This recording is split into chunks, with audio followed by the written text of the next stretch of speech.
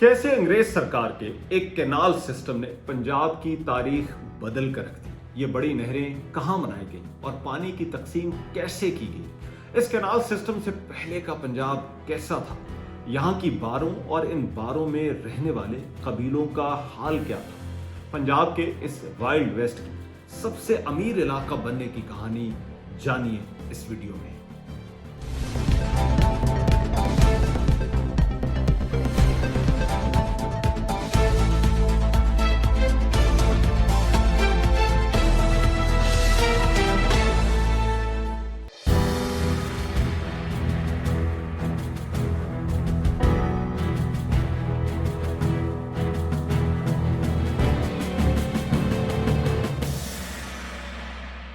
ये पंजाब की तारीख का वो लम्हा था जिसने पंजाब के मुआशरे, इसकी सोशल क्लासेस, कल्चर और यहाँ की मईशत को हमेशा के लिए बदल कर रख दिया। जब अंग्रेज सरकार ने सिखों से जंग जीतने के बाद यहाँ की जमीन को काबिले काश्त बनाने के लिए पंजाब में एक बड़े नहरी सिस्टम को बनाने का आगाज किया। इस सिस्टम के आने के बाद अगले 50 सालों में इन नहरों ने पूरे पंजाब को बदल कर रख दिया।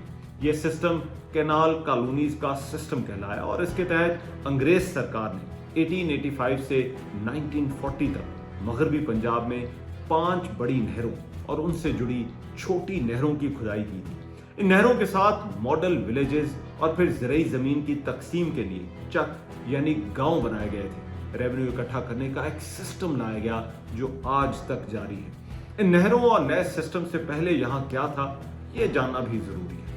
जब तक पंजाब मुगल और सिखों के ज़ेरे असर था तो यहाँ लाहौर, जलंधर, लुधियाना, अमृतसर और मुल्तान जैसे बड़े शहर तो थे ही, लेकिन मगरबी पंजाब का एक बड़ा हिस्सा बार कहलाता था। यहाँ मुख्तलिफ पंजाबी कबीले आबाद थे जिनको बारों में रहने की जगह दी गई थी या ये शुरू से ही यहाँ आबाद थे। ये इंडिजिनस लोग थे और ज्यादातर इन बारों में मवेशी पालते थे। कुछ जमीनों पर खेती बाड़ी भी होती थी। यहाँ कोई बाकायदा गवर्नमेंट नहीं थी। कबाइल खुद ही इन इलाकों को एक ट्राइबल सिस्टम की तरह मैनेज करते थे। काफलों की अक्सर लूट मार होती थी और क्राइम भी काफी था। ये कबीले अथॉरिटी को तस्लीम नहीं करते थे, इसलिए इसे आप पंजाब का वाइल्ड वेस्ट भी कह सकते हैं। इन बारों में सांदल बार, कराना बार, नीली बार और गंजी बार बड़े इलाके थे और यहाँ आबाद कबाइल में वट्टू, स्याल, खरल, जोइये, लंगड़ियाल, काठिया, खिच्ची, लख, मेतले, खग्गे और इसी तरह दीगर बलोच कबाइल शामिल थे। अब अंग्रेज सरकार ने जब सिखों से ये इलाके कब्जे में लिए तो एक तरफ उन्हें इन इलाकों की मैनेजमेंट का मसला था क्योंकि वो यहाँ लॉ एंड ऑर्डर कायम रखना चाहते थे। दूसरी तरफ वो एक नया रेवेन्यू सिस्टम लाकर इन इलाकों से अपनी आमदन बढ़ाना चाहते थे क्योंकि पंजाब अपनी ज़रख़ेज़ ज़राई ज़मीन की वजह से उनके लिए एक बड़ी कैश काउ थी, या जिसे आप सोने का अंडा देने वाली मुर्गी कह सकते हैं। पंजाब कैनाल कॉलोनीज मगरबी पंजाब के उन इलाकों का नाम दिया गया जहां ये नहरी निज़ाम लाकर उन इलाकों की ज़मीन को काबिले काश्त बनाया गया। बुनियादी तौर पर यह बारों का इलाका ही था। ये इन इलाकों में एक एग्रीकल्चरल रेवोल्यूशन था। इस दौरान 9 कैनाल कॉलोनीज बनाई गई और तकरीबन 1 मिलियन के करीब लोग इन इलाकों में आकर आबाद हुए, जिसने पंजाब की डेमोग्राफिक्स यानी आबादी की तकसीम को हमेशा के लिए बदल कर रख दिया। अंग्रेज सरकार ने सबसे पहले इन इलाकों का सर्वे करवाया ताकि पता लग सके कि कौन से इलाके ऐसे सिस्टम के लिए सबसे मौजूद हैं। इन इलाकों के लिए नई एडमिनिस्ट्रेशन और यहाँ से टैक्स इकट्ठा करने के लिए एक पूरे निज़ाम की ज़रूरत थी, जिसके लिए उन्हें अंदाज़ा था कि आबादकारों को ज़मीन के मालिकाना हकूक देना भी ज़रूरी होंगे। इससे पहले यहाँ ज़मीन कबीलों के पास होती थी और वही रियासत को खिराज या टैक्स देते थे। इन मालिकाना हकूक के ना होने की वजह से ना तो रेवेन्यू इकट्ठा होता था और बहुत सी ज़मीन पर काश्त भी नहीं होती थी। ज़्यादातर आबादी मशरकी पंजाब यानी जलंधर, लुधियाना और दिल्ली के करीब के इलाकों में थी। बड़े शहर भी वहाँ ज़्यादा थे और वहाँ के लोग काश्तकार भी अच्छे थे, लेकिन उन इलाकों पर आबादी का बोझ मुसलसल बढ़ रहा था।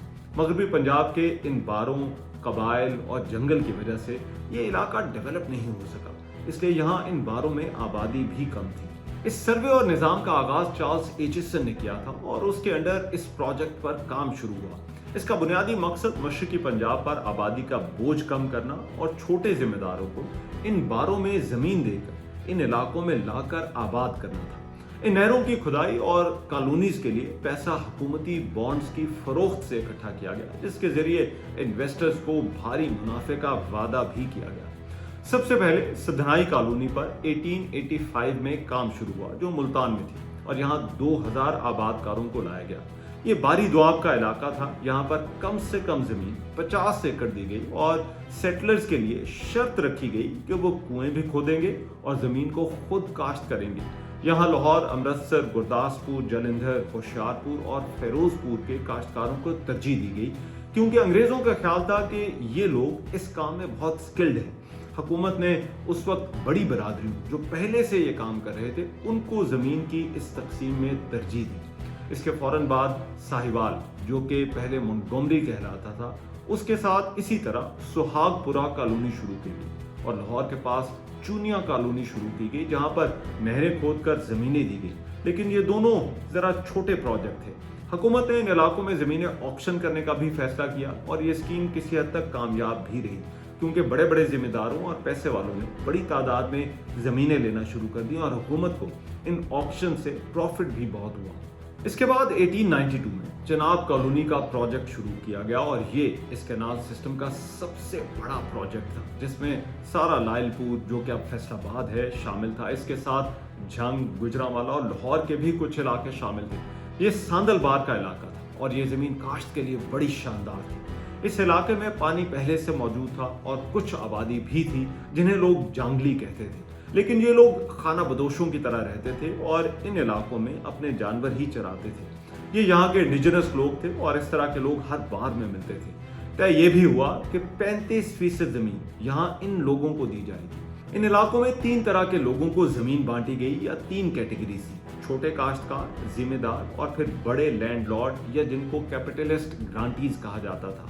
यहाँ छोटे काश्तकारों के पास मालिकाना हकूक नहीं थे, लेकिन जिम्मेदारों और बड़े लैंडलॉर्ड्स को मालिकाना हकूक भी दिए गए, जिसके बदले उन्हें हुकूमत को जमीन की कीमत भी अदा करना थी। बड़े लैंडलॉर्ड्स में वो लोग भी शामिल थे जिन्हें सरकार ने नवाजने का फैसला किया और सियासी और मिलिट्री खिदमात के एवज अंग्रेज सरकार ने उन्हें इन कॉलोनीज में जमीनें दी। इस चनाब कॉलोनी में लोग 7 डिस्ट्रिक्ट से लाए गए थे, जिनमें अंबाला, लुधियाना, जालंधर, होशियारपुर, अमृतसर, गुरदासपुर और सियालकोट शामिल थे। यहाँ पर काश्तकारों में जाट, कंबो और अराई बरादरियों के लोग ज्यादा आए। जो जमीन की तकसीम हुई उसमें कुछ मजहबी रंग भी शामिल था।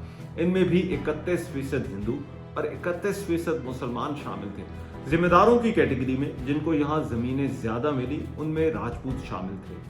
इन कॉलोनीज में जमीनों की तकसीम करके चक बनाए गए थे। चक का लफ्ज भी चक्कर या वाटर व्हील यानी कुएं से आया है। हर गांव के इस वाटर व्हील के नंबर के साथ ही चक का नंबर भी अलॉट हुआ, लेकिन ये चक फिर बाद में गांव बनते चले गए। इसके बाद झेलम कॉलोनी बनी, जो शाहपुर के जिले में थी। ये 1902 में शुरू हुई और इसका हेडक्वार्टर नया बनने वाला शहर सरगोदा था। इसका मकसद पहले काश्तकारी के लिए जमीन की तकसीम ही था, लेकिन horse and mule breeding commission की 1901 की एक रिपोर्ट में यह कहा गया कि जिम्मेदारों को फौज के लिए घोड़े पालने का भी कहा जाए। इसके बाद सेंट्रल गवर्नमेंट ऑफ इंडिया ने पंजाब हुकूमत को कहा कि वो इस हुक्म पर अमल दरामद को यकीनी बनाए। ये इलाका पहले ही इन जानवरों, खास तौर पर घोड़ों की अफजाइश के लिए मशहूर था।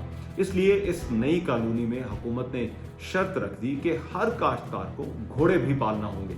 जिम्मेदारों को कहा गया कि वो जमीन के साथ 5 से 15 तक घोड़ियां जरूर पालेंगे। ये जिम्मेदार ज्यादातर गुजरात, गुजरांवाला और सियालकोट के इलाकों से आए थे और यूं यहाँ जानवरों की अफजाइश खास तौर पर काश्तकारी के साथ जुड़ गई, जो अब भी जारी है।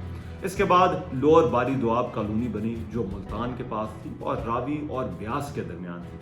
ये 1914 में शुरू की गई। यहाँ भी घोड़ों की अफजाइश जमीन के साथ लाजमी रखी गई और हर गांव में इसके लिए खुसूसी जगह भी अलॉट की गई।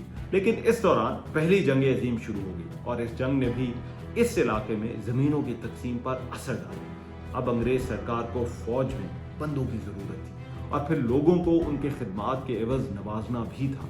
यूं जमीनों की इस तकसीम में बहुत से लोग ऐसे आ गए जिनकी जंग में खिदमात के एवज सरकार ने उन्हें जमीनें देने का फैसला किया। ये जमीनें इन्हीं कॉलोनीज में दी गई।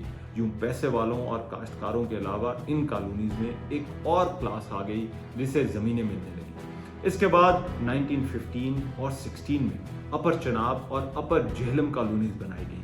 1926 میں ساہیوال اور ملتان کے نزدیک نیلی بار کالونی بنی، لیکن یہ مکمل نہ ہو سکی. دلچسپ بات یہ ہے کہ یہاں پولیس گرانٹس بھی دی گئی جو ان لوگوں کے لیے تھی جو پولیس کی مدد یا مخبری کرتے تھے، اور کرمنل ٹرائبز کے لیے بھی زمینیں تھیں جنہیں حکومت کا یہ کہنا تھا کہ انہیں لوٹ مار کی بجائے کاشتکاری کی طرف آنا چاہیے.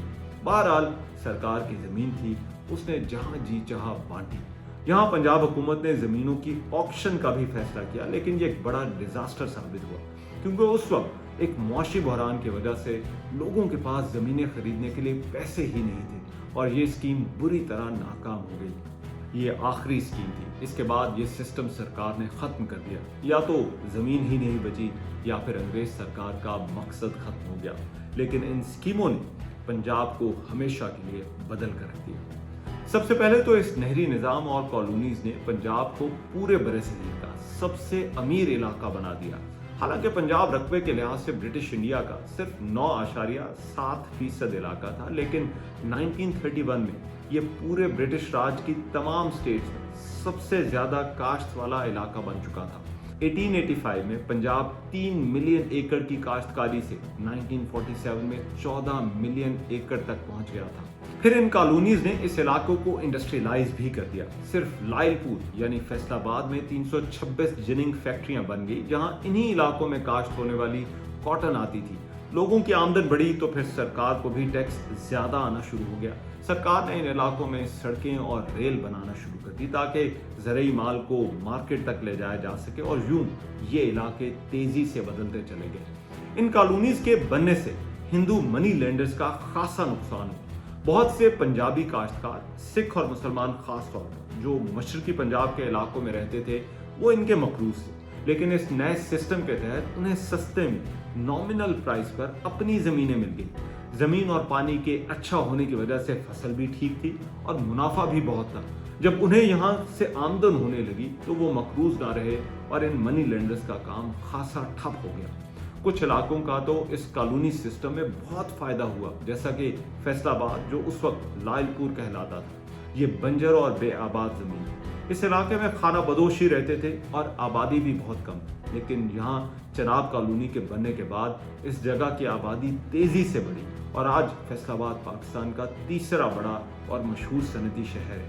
یہاں کی ٹیکسٹائل کی صنعت بھی اسی دور میں شروع ہوئی. لیکن ان کالونیز کے بننے سے سب اچھا بھی نہیں تھا. ان کالونیز کے کچھ اور بھی اثرات تھے جن کا ذکر اس ویڈیو میں کرنا ضروری ہے. ایک تو یہاں کی ترقی کا سب سے زیادہ فائدہ تاج برطانیہ کو ہوا، جس نے یہاں سے خوب پیسہ اکٹھا کیا. یہاں سرکار کو صرف گندم کاٹن کی فصلوں سے 1906 میں ہونے والا پروفٹ 9 لاکھ پاؤنڈ تھا، جو ان کی انویسٹمنٹ پر 23% سے بھی زیادہ کا ریٹرن تھا، اور یہ اس زمانے میں بہت بڑی رقم تھی. یہ سب پیسہ برطانیہ ہی جا رہا تھا اور اس علاقے میں کم ہی استعمال ہو رہا تھا. یہ سسٹم ایک پیورلی بزنس ٹرانزیکشن تھی. یہ زمینیں انگریز سرکار کی ان ذمہ داروں اور کاشتکاروں کو کنٹرول میں رکھنے کا ایک ذریعہ بھی تھی. جو سرکار سے لائلٹی دکھاتا اسے زمینیں بھی ملتی اور مراعات بھی، اور جو مخالفت کرتا اس سے زمینیں لے لی جاتی تھی. انگریزوں نے اپنوں سے غداری کرنے والوں کو بھی انہی زمینوں سے نوازا.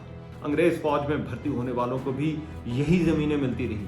جو انگریز کی فوج میں جاتا تھا اسے اس کی سروس کے ریوارڈ کے طور پر بھی جہاں زمین ملتی تھی، خاص طور پر ان کالونیز میں جو ذرا بعد میں بنی. فوج میں رہنے والے بہت سے لوگ یہاں پر کاشتکاری بھی کرنے لگے اور ان علاقوں سے لوگ مزید زمینوں کے حصول کے لیے فوج میں بھرتی بھی ہونے لگے. یوں فوج کی پنجابائزیشن ہونے لگی جو شاید آج تک جاری ہے. اس کا اندازہ صرف اس بات سے لگائیں کہ 1929 میں انگریز کی فوج میں 62 یعنی 62% پنجابی تھے. اس اسکیم کے ساتھ یہاں کی ایگریکلچر بالکل کمرشلائز ہو گئی. ان باروں میں سے جنگل مکمل ختم ہو گیا، جس کا آج تصور بھی مشکل ہے کہ کبھی ان علاقوں میں جنگل ہوا کرتے تھے. ان باروں میں جگہ ملنا مشکل ہو گئی. فصلیں صرف وہ لگنے لگی جو منافع دیتی تھیں اور جن کی قیمت اچھی ملتی تھی.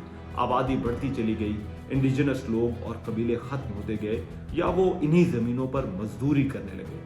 اس سے پہلے صرف دریائے سندھ کو پنجاب کی اور برٹش انڈیا کی باؤنڈری سمجھا جاتا تھا، لیکن اس اسکیم کے آنے کے بعد پنجاب جیسے اور پھیل گیا اور یوں پنجاب اور برٹش انڈیا کی باؤنڈری بھی ایکسٹینڈ ہو گئی.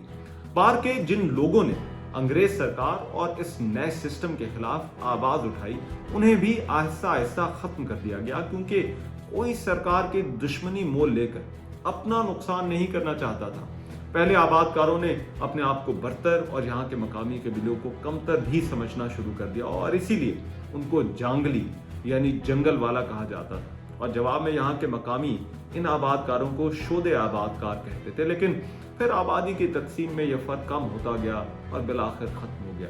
اس سسٹم کی کچھ مخالفت بھی ہوئی۔ 1900 میں پنجاب لینڈ ایلینیشن ایکٹ لایا گیا، جس کے تحت ذمہ دار اپنی زمین کو بیچ نہیں سکتا تھا۔ اس ایکٹ کے تحت زمین کی فروخت کے لیے ضلعی افسر کی اجازت ضروری تھی۔ اس قانون کو لانے کا مقصد یہ بھی تھا کہ یہاں جاگیرداری نظام نہ شروع ہو جائے، جس میں جاگیردار بڑی بڑی زمینیں تو رکھتے تھے لیکن ان کو کاشت نہیں کرتے تھے۔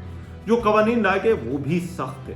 1906 میں حکومت کالونائزیشن بل لے کر آئی، جس کے تحت زمین رکھنے والوں پر سخت شرائط رکھی گئیں اور ان کی مانیٹرنگ ہوتی تھی، جس کی وجہ سے کچھ کرپشن بھی شروع ہو گئی۔ کاشتکار ان سخت قوانین سے کچھ زیادہ خوش نہیں تھے۔ کالونیز کے سسٹم نے پنجاب کو ہمیشہ کے لیے بدل کر رکھ دیا۔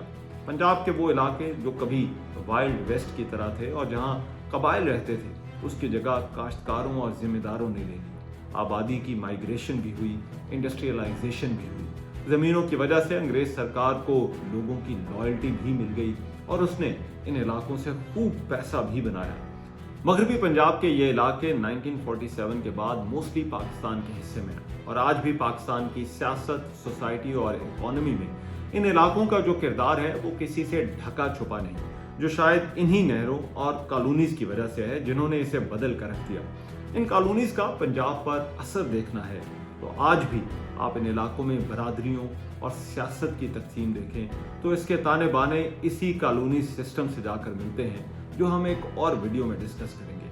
لیکن سوچئے، اگر انگریز یہ سسٹم اور نہریں نہ شروع کرتے تو آج کا پنجاب اور پاکستان کیسا ہوتا؟ اگر آپ کو ویڈیو اچھی لگی ہو تو چینل کو سبسکرائب ضرور کیجیے گا اور بیل آئیکن پر کلک کریں۔